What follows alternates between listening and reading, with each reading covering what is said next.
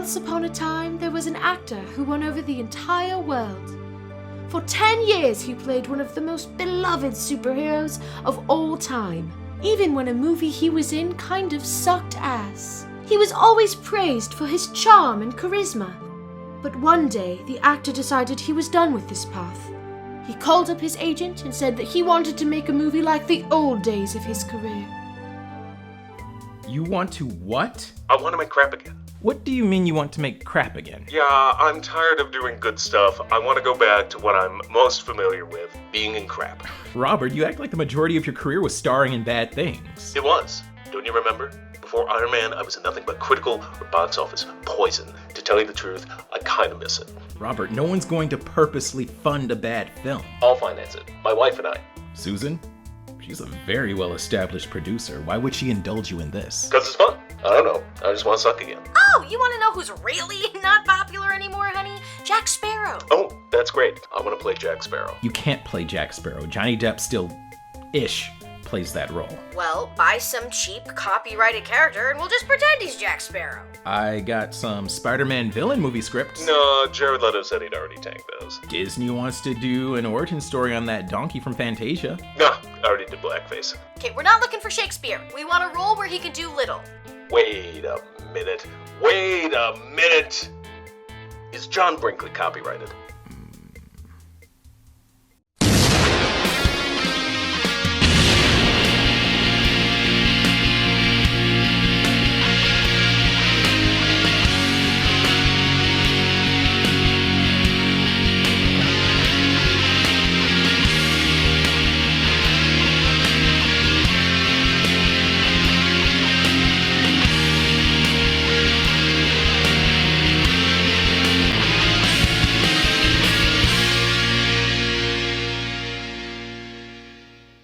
Hello, I'm the Nostalgia Critic guy, remember it? So you don't have to. Of all the franchises that exist, Doctor Dolittle is the one I most have no opinion on.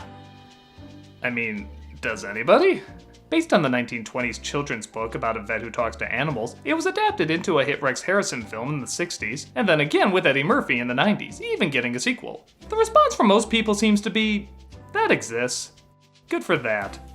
That might be why when the trailer for Dolittle starring Robert Downey Jr. came out, nobody really knew what to think of it. It didn't look bad, it didn't look good, so nobody really paid attention to it, causing the film to bomb. But Jesus Christ, you don't know what you're missing! In that, I just saw the film and I don't know what I'm missing.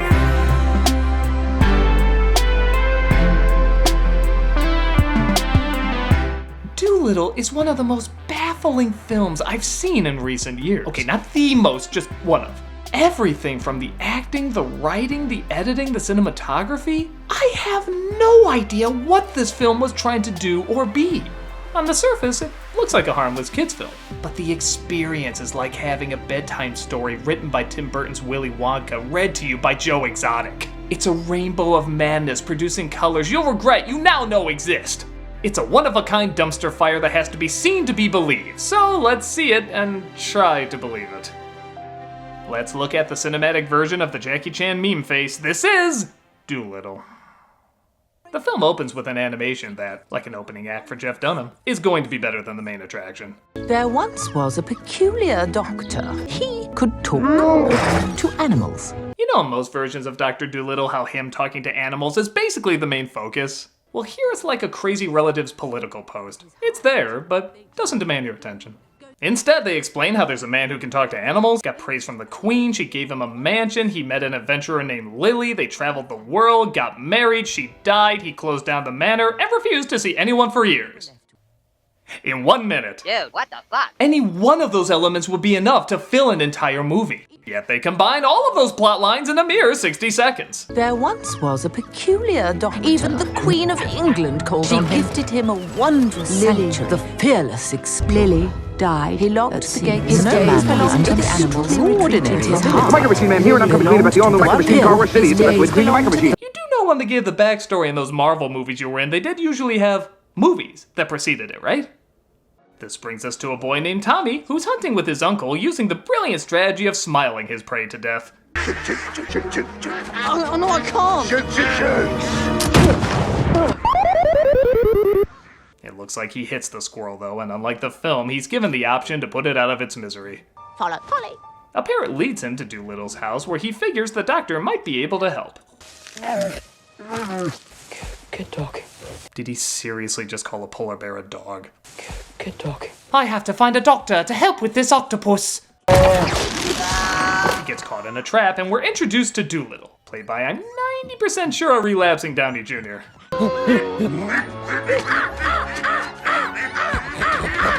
Well, there it is. The moment everyone on set knew they weren't going to make their money back. I too didn't think there was enough footage of hairy men's mouths making dog fucking sound effects. Thank you for filling that void, Dolittle.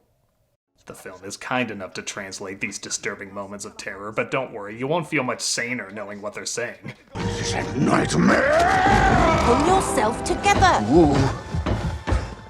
Possum, be brave and get rid of them. And don't forget your mantra. You are not a prisoner of fear. You know, if you got him off the ground, shaved the beard, and ditched the Welsh Chester bum voice, this would still be a terrible performance. Tommy is noticed by a girl named Lady Rose. Whatever are you doing up there? Yes, I looked up, saw you there, put my head and umbrella down just so I could lift it back up in an elegant reveal. Did it work? I don't care. Nothing else will stand out about me. I've come from Buckingham Palace on urgent business. Yes, the palace often entrusts urgent business with a 13-year-old unguarded in a field of wild animals. Not a great plan.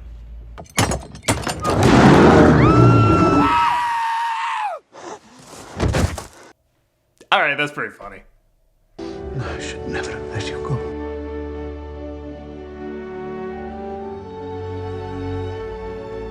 Stop thinking you're up! You're not up! Stop thinking you're up! Something you'll notice quickly is that, for whatever reason, not only is Dolittle constantly dubbed in this movie, but they find dozens of reasons to cover his mouth almost as if they knew he was gonna be dubbed. Not here. The birds will show you out. With humans, we'll leave the house. Thanks very much. Let's save this squirrel, shall we? Are you hard of hearing? That's your salary. After some violent grooming, he should fetch my bags. What's she thinking? The boy nearly killed himself. I believe it's time to go our separate ways. I hear you could be a big help. Oh, quite possibly the answer to everything. Lisa loves you too, as a person, as a human being. Is this really the time to pay homage to Kirk Cameron saving Christmas? I mean, everybody knows they ripped off Jesus, bro. I have an injured squirrel. Dolittle is shown the squirrel, and he agrees to do his best to save it. You will not tend to a squirrel while the Queen of England's life hangs in the balance. Oh, you don't know me very well, do you? What that bitch ever give me outside of a home? When you wake up, everything will be fine. They're understanding him and he's understanding them. In their own languages. I'm understanding your language too, of constant enchantment, face. I'll translate them for you. The squirrel is healed and wakes up. At least I think that's what this is. Revenge. You know, most people have a similar reaction when the movie ends. Revenge. Dolittle has no interest in saving the Queen, but Polly, voiced by Emma Thompson, tells him if the Queen dies, his home will be taken away. Right! I'll do it. It's the ethical side of this backstabber that makes me want to follow him. We will come to you to Buckingham Palace after all. He no longer looks like he's gonna start Monty Python's Flying Circus, and he tells Tommy to piss off, but Tommy sneaks into the carriage. I smell hijinks. Oh my god! It's true, the funniest slapstick is the kind when no one gets hurt. Take note, you guys, you all are too mean. As you can see, the Queen is at death's door. That perfectly healthy-looking door, as Dolittle tries getting information from the pet octopus about what could have caused this. Octopus doesn't need stitches, it grows its arms right back! Dolittle suspects a lord named Badgley, played by Jim Broadbent, is in cahoots for control of the crown with another doctor named Mudfly, played by Michael Sheen. Ooh! I have to figure where to put my Twilight lamp! It's like baking a souffle, you have to time it just right. Not yet, my pet. Something smelled wrong. And that's coming from a guy who loves the smell of butts. Oh, you do love butt. You know, if you look at this as the rehab hallucinations of Sherlock Holmes getting off morphine, the film actually makes a lot more sense. His solution for curing the Queen? The Queen's only hope is a cure that's never been tested, from a tree that's never been seen, on an island that's never been found. Move over, Tolkien. The real masters of world building are at work. So I guess the quest is on to find a tree of magic with healing fruit because, you know, Dr. Dolittle. What the fuck? I do so admire how you don't give up. The Queen is counting on both of you. Good luck. I didn't think you were getting beaten up enough, so I give you this Fred from Scooby-Doo ascot. That should get you sent to most bullies. What is that around your neck? The first logical question asked in this movie. Polly and a giraffe are sent to pick Tommy up, but they get hounded by the police. Why are they chasing them? They're not criminals. Why are they chasing us? We're not criminals! It's not an escape mission unless you're being chased! You get the feeling someone just ripped up the script into a million pieces, taped it back in the wrong order, and nobody was brave enough to say this might be insane. They get on to the ship just in time for the parrot to show she can give a better performance than the human leads. Look at the state of you. You're sick as a dog. I hear you could be a big help. I got these. I'll say this, Downey Jr. is giving his all. I just don't know what it's all of. Hello? Pardon, Critic, but it's Lady Rose. Oh, the girl from the movie, yeah. I'm wondering if I'm needed for the rest of the movie. Well, I assume so. I mean, they built you up as a major character. Oh, actually, no. I guess you're not.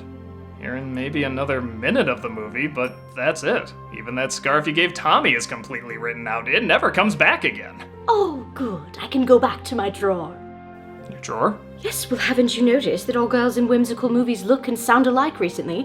We just have to have big eyes and a big, beautiful dress and be enchanted by everything we see. No actual personality needed. Oh yeah, there have been a lot of those recently. Y'all come from a drawer? Oh yes, Tim Burton has an entire cabinet full of them. And you're okay just being used as a manipulative prop? Oh, I would like to fight against it, yes. It's just, I'm too bland. I guess that does make sense. Alright, see you next Disney remake. Rather. They're out there, and they need your support. Show these poor children that you want to give them a personality.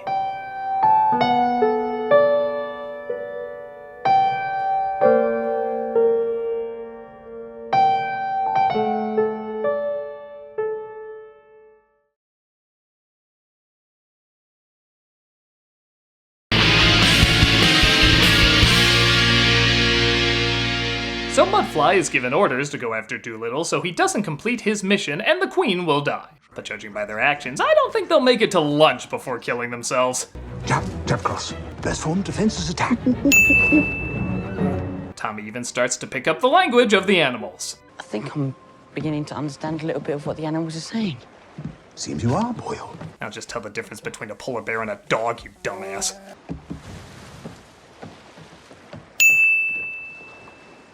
By the way, if you're wondering why I haven't brought up the ton of celebrity voices in this film, it's because the movie barely does. Oh, I don't mean they don't push them in interviews or anything. I mean their scenes are so rushed and they have so little chemistry, they're instantly forgettable. Remember that squirrel that wants revenge? That's Craig Robinson. He brings this up maybe 2 more times and then practically says nothing. Octavia Spencer is a duck trying to be Wanda Sykes. You got a dying queen? Not for long. Do you understand the words coming out of my bill? Outside of that, she has little to no interaction with the others. John Cena's a polar bear. He says stuff, then he doesn't say stuff. Tom Holland's a dog. It'd be funnier if he was a spider, but whatever, let's get that chemistry back that him and Downey Jr. had in the Marvel movies. You need to stay behind and guard the Queen. Right. Bye! So yeah, it's practically pointless to mention them because they add nothing. George Clooney as Stan's dog left more of an impact. I actually remember his struggle. Enemy! Starboard aft! It looks like Mudfly catches up with them and tries sinking their ship. Hello, Blair, you chinless wonder. He said something about my chin, didn't he? It's a magnificent chin, sir. Nobody's laughing at them.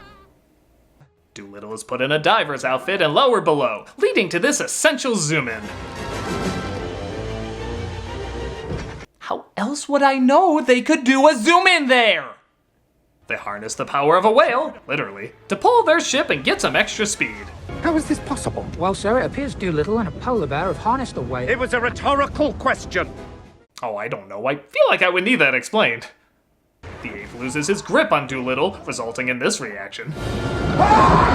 What are we doing? And it doesn't look like he made it. Tommy is heartbroken.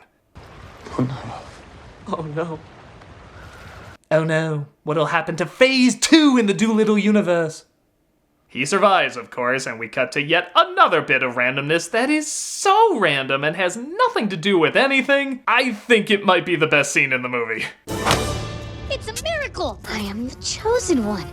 I'm gonna change the world! That was the peak! Think about that. While Mudfly tries to figure out how to catch them, Dolittle continues to talk in that voice you get right before you burp. Do you have any chance of finding the tree? We have to go to Monteverde and steal that flipping journal. What's the worst that can happen? Ah, yes, right next to As You Know, and that went well, and he's behind me, isn't he? What's the worst that could happen pushes the boundaries of writing from rough draft to look what I wrote on this napkin. Oh, and don't forget they fly now. That's really gonna catch on. So because you blink and you miss the next plot thread, they have to go to an island to get Lily's journal, which shows where the tree with the magic fruit is. Also, he's a chicken now. Because of course he's a chicken now.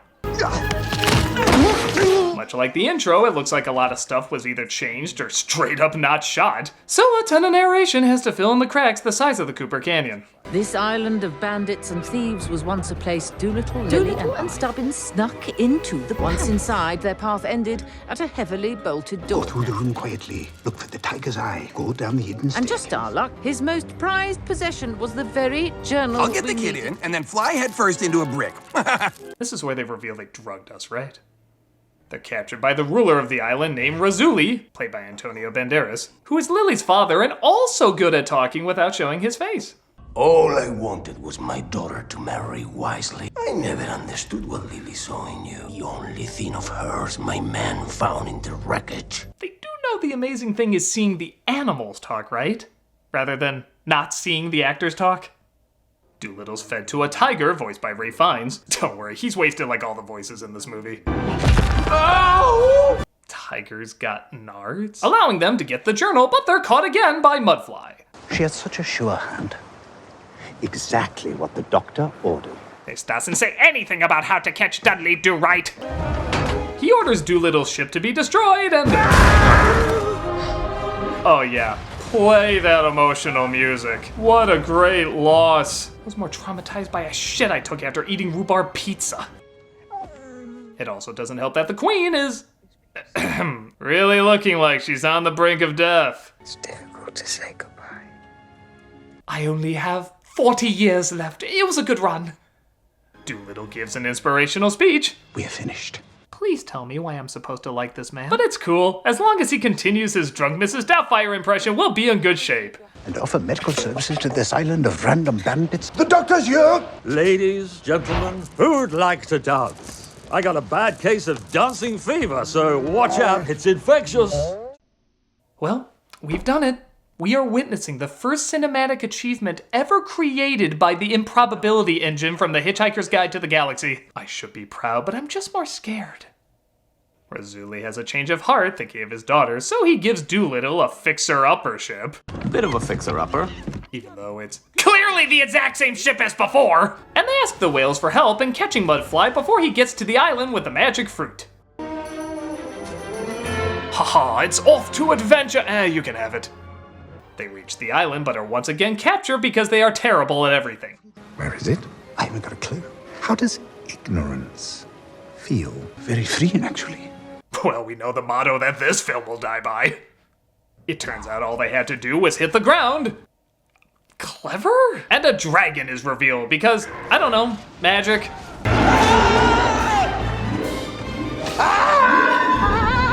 There you go, perfectly timed. I should have played it at the orangutan. Hey, it's Toothless's grandma, Brainless. Oh, you know nothing of my pain. So they build up that the dragon lost a loved one in the past, which could be interesting, but fuck it, let's do farts.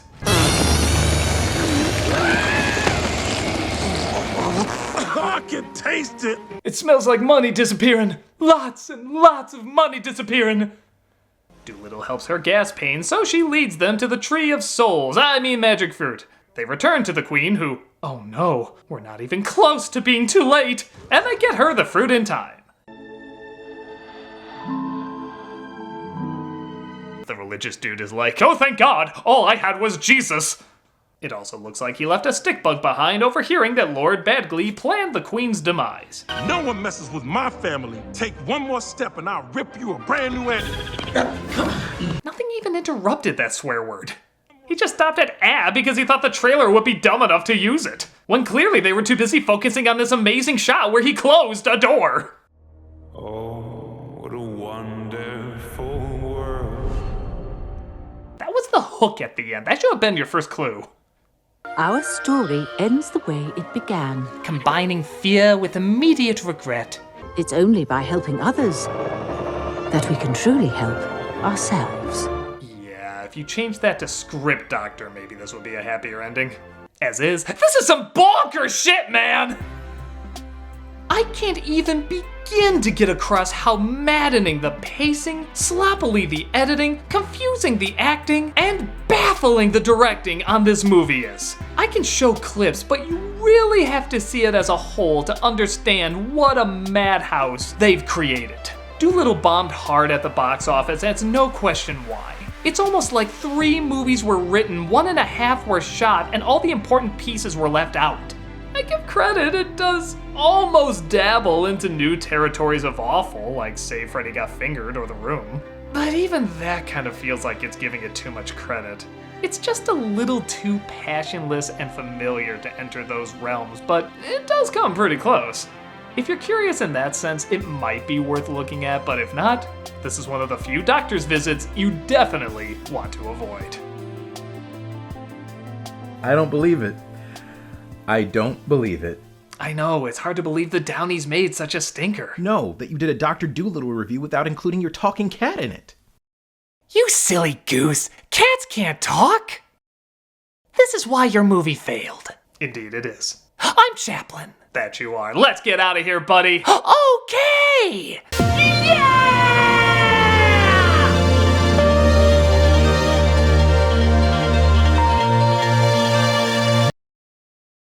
And that's coming from a guy who loves the smell of butts. Oh, you do love butt.